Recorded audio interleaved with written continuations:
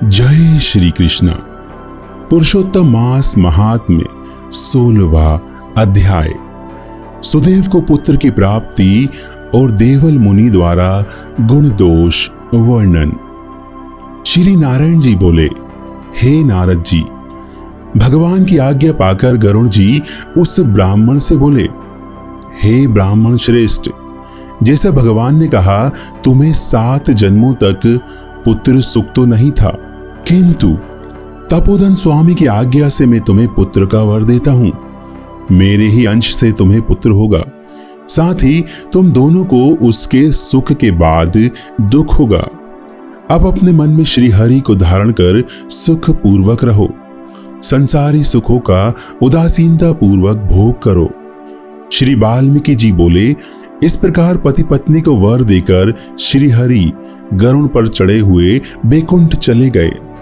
सुदेव भी वर पाकर स्त्री के साथ घर आकर गृहस्थ सुख भोगने लगा। कुछ समय बाद गौतमी गर्भवती हुई और दशम भाव में गौतमी ने सुंदर बालक को जन्म दिया, जिसे देख सुदेव की प्रसन्नता की सीमा न रही। उसने विद्वान ब्राह्मणों को बुलाकर स्नान कर जाति कर्म संस्कार कराए और प्रसन्नता पूर्वक दान दिया। उसका नाम भी शुकदेव ही रखा। वह बालक माता पिता को आनंद देता, शुक्ल पक्ष के चंद्रमा के समान बढ़ने लगा। समय अनुसार पिता ने यज्ञोपवीत कराकर गायत्री मंत्र की दीक्षा देकर ब्रह्मचर्य आश्रम में उसे रखा। उस बुद्धिमान ने वेदाध्ययन प्रारंभ किया। गुरुभक्त बुद्धिमान उस बालक ने अपनी सेवा से गुरु को प्रसन्न कर लिया। एक बार ही पढ़ने से उसने सारी विद्याएं सीख ली। श्री वाल्मीकि जी बोले, एक बार देवऋषि वहां आए जो करोड़ों सूर्य के समान तेजस्वी थे। सुदेव ने उनको दंडवत प्रणाम किया और अर्धपाद्यादि से पूजा कर उत्तम आसन पर विराजमान किया। आसन पर विराजने के उपरांत ब्रह्मचारी बालक ने आकर मुनि के चरणों में गिरकर प्रणाम किया। उसे देख ऋषि बोले, हे सुदेव, तुम धन्य हो, तुम्हारा भाग्य धन्य है। श्री हरि तुम पर प्रसन्न है, इसी से इस सुंदर पुत्र का वरदान तुमको प्राप्त हुआ है।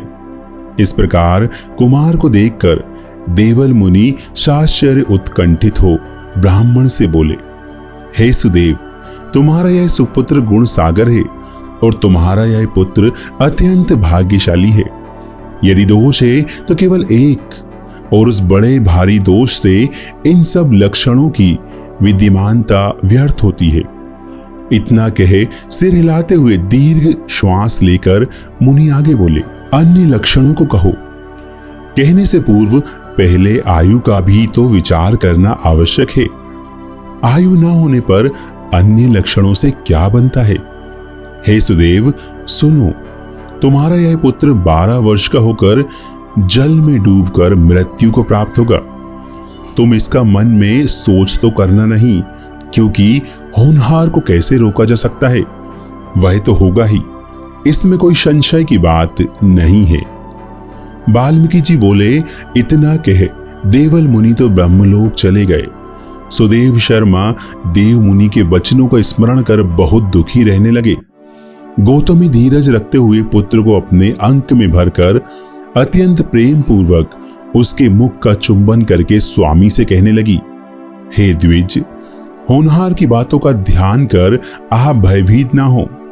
अनहोनी कभी नहीं होती, होनहार ही होता है।